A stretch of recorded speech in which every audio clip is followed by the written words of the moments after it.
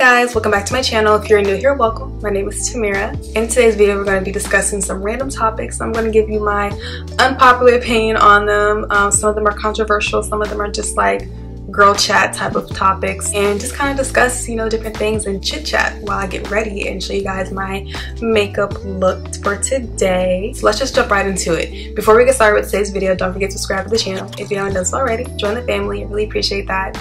Don't forget to hit the notification bell button, that way you're notified every single time I upload a new video. But without further ado, let's go ahead and get started. I'm going to be taking my Morphe Artistry palette. This is the 39S palette. I've had this for a minute. I'm going to be taking these two shades. I'm going to also add this on top to make it a little lighter. Let's talk about the birthday dinner debate. I'm only paying for what's on the check. I'm not splitting the bill, shawty. That's crazy. You expect us to split the bill? You got lamb chop, you got steak. Look at all that. Look at what all they got. They talking about splitting the bill. What did you come out for? We come together, we split the bill. My thing is, y'all doing too much. Y'all doing way too much. We didn't order all that. This is such a big debate. I see it everywhere on social media. Should you pay for your bill? Should you split the bill? Does the birthday girl pay for the bill? All these different thoughts. Personally, I feel like it really all depends on what tax bracket you and your friends are in. This is usually a debate, well, a bigger debate with people who have a lot of friends. Do I think that if somebody orders a big steak, all these different sides, an appetizer, dessert, a drink, while somebody else only ordered an appetizer, do I think that they should split the whole entire bill with that person? No, I don't think that's fair. It's not. But do I think that you should go to a birthday dinner and only order an appetizer while everybody else is ordering all kinds of food? No. If splitting the bill is something that is going to be happening, I think that you and your guests should all know that. Especially if the birthday person decides to go to somewhere that's kind of expensive. I feel like the people who are having issues, I guess their meal that they ordered doesn't equal to everybody else's. And so splitting the bill is kind of a problem. I personally feel like if it's been decided that everybody is going to be splitting the bill, let's just make sure that we all order around the same thing. You're getting an appetizer, let's get an appetizer. Let's get a main meal, sides, whatever. For getting drinks, you have your drink, like get a drink. That way when it comes time to pay, no one's like, well, he ordered a big old steak and this amount of sides, but I only ordered an appetizer and a salad, so I shouldn't have to like split the bill with this person. Just to avoid all that, if y'all decide to just pay for your own individual meal, I mean, if that's offered, I don't think that that's tacky at all. I mean, most of the places that me and my friends have gone to, there's not really like a huge group of us, so it's allowed for us to pay for like our own meal. And then even still, if it's not, one person puts their card down and everybody just sends that person their funds, like their funds for their meal. Because sometimes when you do go out with people, like maybe they're not trying to spend a lot, and that's fine. But I feel like with birthday dinners, like you plan for that. Most birthday dinners are like planned way in advance, and so you kind of already know ahead of time, okay, so-and-so's birthday's coming up, she wants to go to a steakhouse, let's make sure we have funds for that. And if it does come down to it and we are all splitting the bill, let's make sure we all order around the same thing. Or if it's been decided that you just pay for your own, I mean, do that. Like, I don't think either or is bad. I think it really all depends on the restaurant. And then it also, again, depends on your tax bracket. If you as a birthday girl got it like that, so where you can host a birthday dinner and like not have anybody pay for anything, y'all just show up, kudos to you. But if you don't have it like that, you just figure out what works best for you and your friends. Say there's like 10 of y'all and y'all all order $50 worth of food. That's a $500 bill. Minus gratuity, minus tax, right? But y'all all split that. That's at least $50 right there that y'all gonna be splitting. You know what I'm saying? So it's gonna all kind of equal up if y'all all order around the same thing, if that's decided to split the entire bill. Don't come to no birthday dinner just ordering an appetizer too. I mean, like, if you really don't have it financially, just don't go if it's gonna be an issue. And that's probably controversial to even say. Some people, they'll stop being your friend over not coming to a birthday dinner. Two things can happen in that situation. You could have someone offer to cover you, if that's what y'all are on, or you just say, hey, I just don't have it right now, but I'll make it up to you. We could do something just you and I. That's like less expensive. Do you get what I'm saying? Like, at least you tried. For foundation, I'm gonna be taking my Maybelline Fit Me. I freaking love this foundation so much. Let's talk about adult friendships versus teenage friendships. There's definitely a difference. I will say that adult friendships can be a little bit more challenging. Not for the reasons that you think.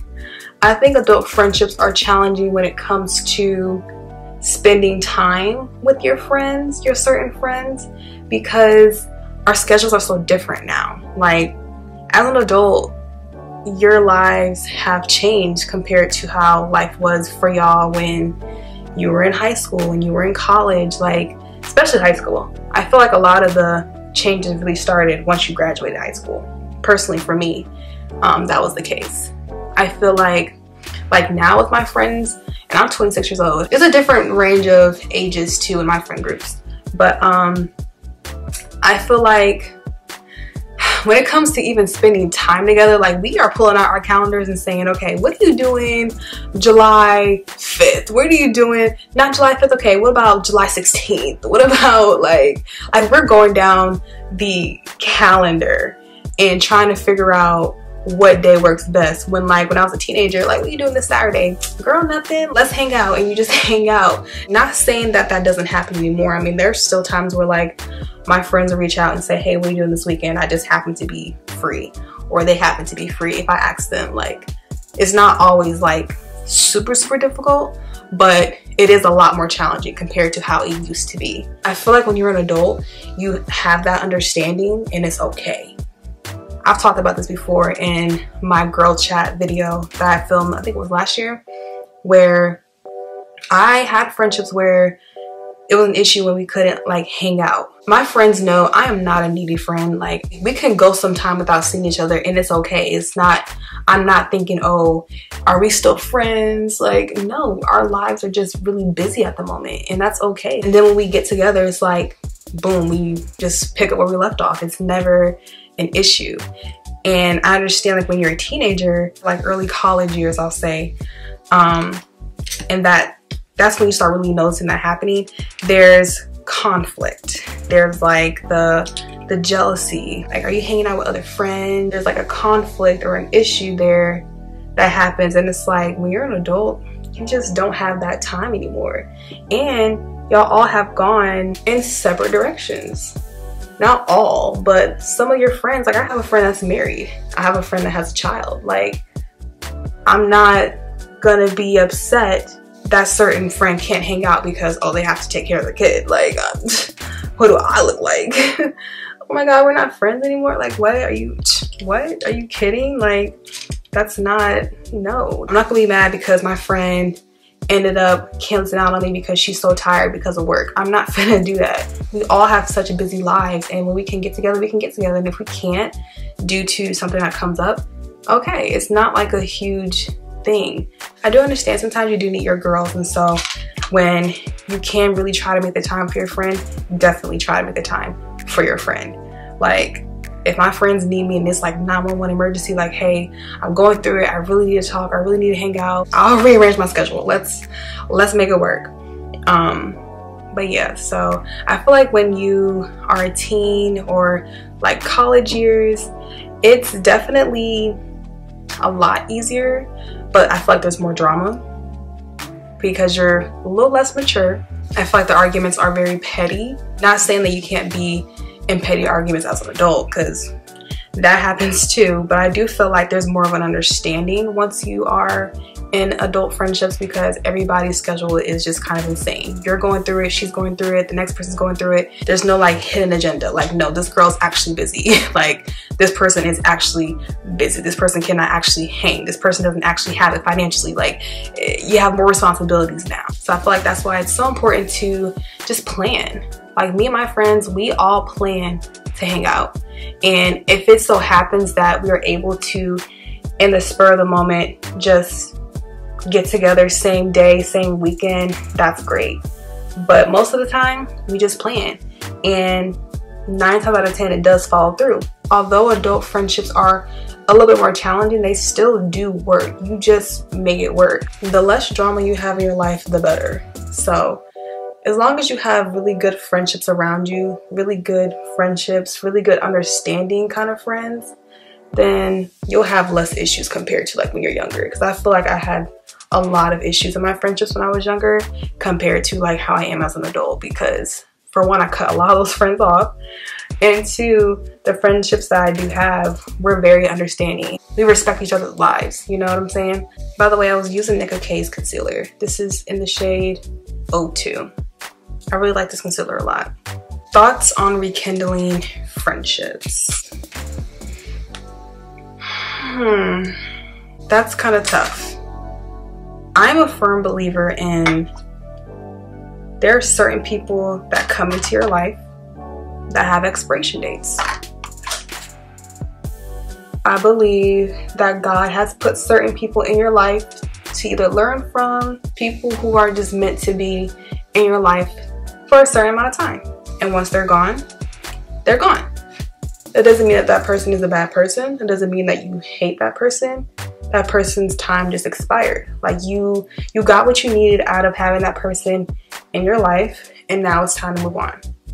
That's just what I believe, right? I believe that if you want to, or if you're thinking about rekindling an expired friendship, I feel like you just have to take certain things into consideration.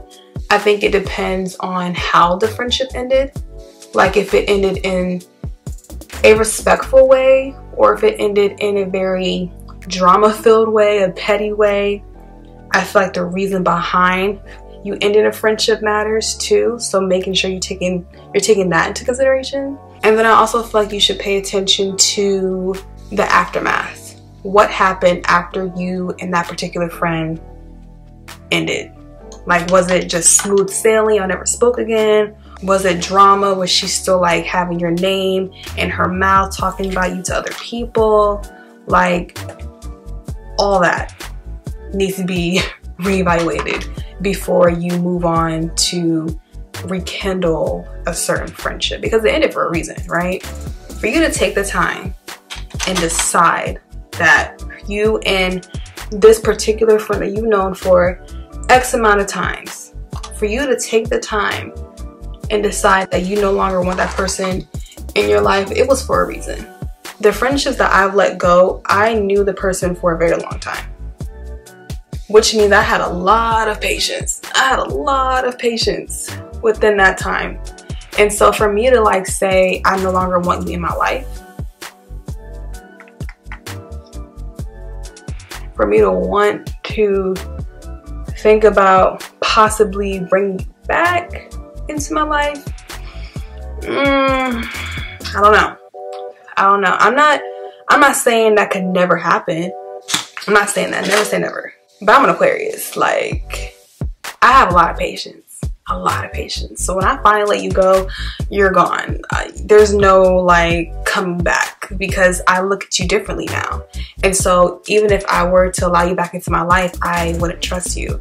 And it's like, once I don't trust you, the relationship is downhill. Like, the friendship's done. Like, no, I don't feel like I should live my life on edge with people that I decide to have in my life. You know what I'm saying? Like, I shouldn't have to feel like, oh, let me pick and choose what to tell this person because the reason why our friendship ended was because of X, Y, Z. Like, if you're my friend, like, if you are my girl, like, I'll let you into my life. I'll talk to you about certain things. I'll confide into you about certain things. If I feel like I have to pick and choose what to tell you as my friend, like, you're not my friend. So, like, I don't want to have to tippy toe around you. That's just me personally. So, I don't know. I feel like I would constantly be on edge if I were to rekindle certain friendships. No friendship is perfect. Like, even the friends that I have now, like, we definitely had our ish, but we were able to figure it out. I definitely don't have the drama that I've had in previous friendships, like the constant arguing, like being in a relationship type stuff. Like, I'm not a conflict kind of person. If you know me, you know. But if you don't know me, my YouTube fam, like, I don't like conflict. I don't like drama. I don't like that. I don't like that kind of stuff. That's just not me. I'm taking the Nicka K blush duo too. I'm using the pink shade.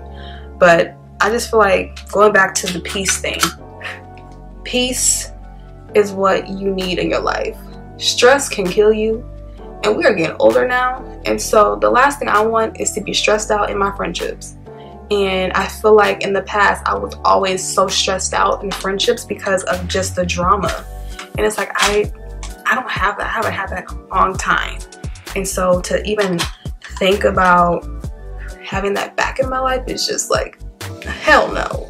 Sorry, a hell to the no. Sorry, personally.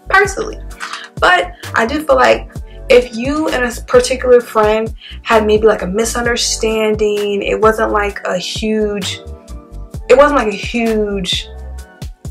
issue, like it was just like a petty kind of fallout. Like this person is a genuine good friend. We just went through a rough patch and just I miss her, or like she was just a really good person. We just went through this one thing and it led to the end of our friendship. Okay, I could see a rekindling there. I could see someone wanting to rekindle a friendship because of something like that, especially if you knew the person for a long time. But also too, it's like, why let something so petty destroy your friendship that you with someone that you've known for a very long time too? You know, like I've had petty arguments with friends before, but we never like stopped being friends because of it. Like in order for me to stop being your friend, you must have did some real foul stuff consistently, like something real foul and on a consistent basis too, because I can check you once, but after that you still doing the same old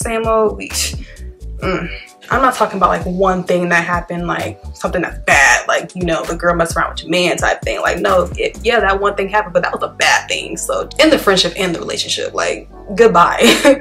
But I'm talking about like one situation happened and it bothered you, but y'all worked through it, and then something else happened, something else happened. Okay, girl, no. You gotta go. You gotta go. To each his own. Take it with a grain of salt. Do what works best for you and your friendship. But just reevaluate some things before you start rekindling stuff. That's all I'm saying.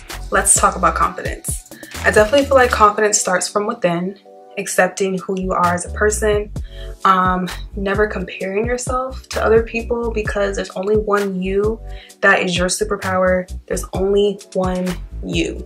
And I feel like you need to walk with confidence. How you act matters, how you treat yourself matters, how you carry yourself matters. And when I say that, I don't mean it in you need to act a certain way or look a certain way for the acceptance of others. Absolutely not. No. I'm talking about acceptance for yourself. And so when I walk into a room, I walk in with my head held high. And it wasn't always like that. It was not at all. And that's something that I had to really train my mind to do. Because if you want to get vulnerable, let's do it. Growing up, I'm tall. I'm a tall girl. I'm 5'10". I was like maybe 5'8", 5'9", like as a freshman in high school. I walked with my head held down. I didn't want to appear taller. I didn't like to wear heels because it made me taller. I used to walk with less confidence. I used to kind of act like I had low self-esteem, because I did. And I really thank my mom for putting me in modeling, because modeling really helped me gain my confidence, because I was around a bunch of beautiful, tall women who were literally taller than me, who were older than me, who were around my age, and they walked with so much confidence. And I was just like, dang, like, why am I acting like the black sheep? Like, no, I'm unique.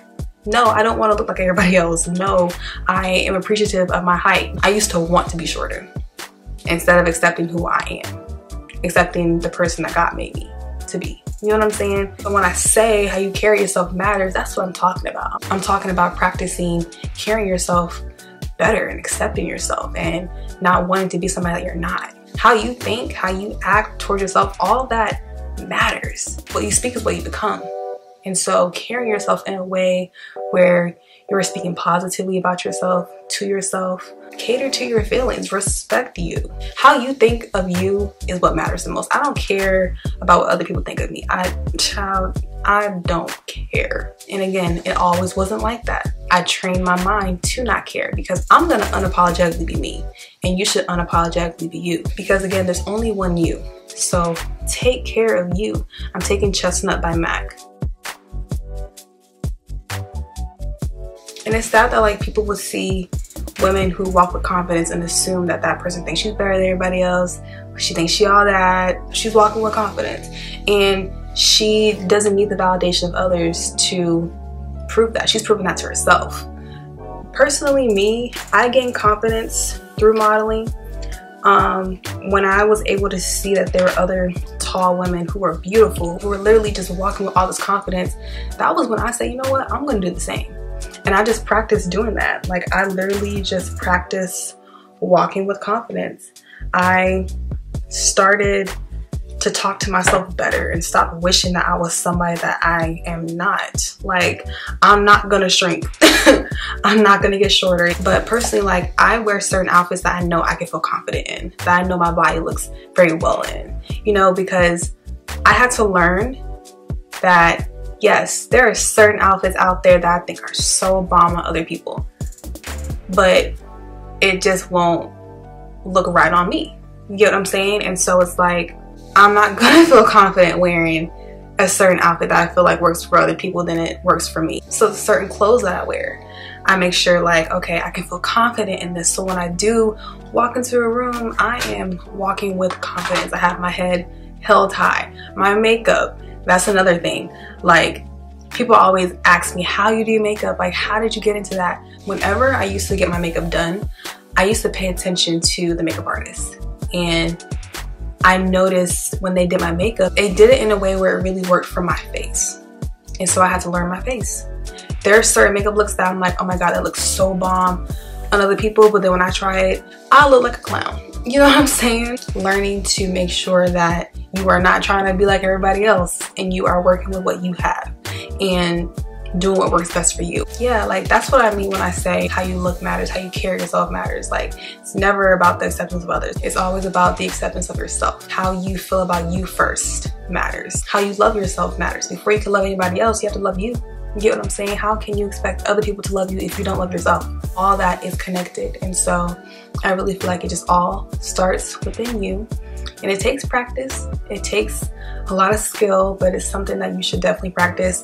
I am affirmations is a really good way to work on talking to yourself in a better way, because words have power. And when you associate yourself with something negative, that negative thing can happen to you. So it's like just making sure that you are being very mindful of the things that you say to yourself, how you talk about yourself. That's my biggest tips. Confidence is a beautiful thing. I don't think that it's self-centered. I don't think that it's cocky.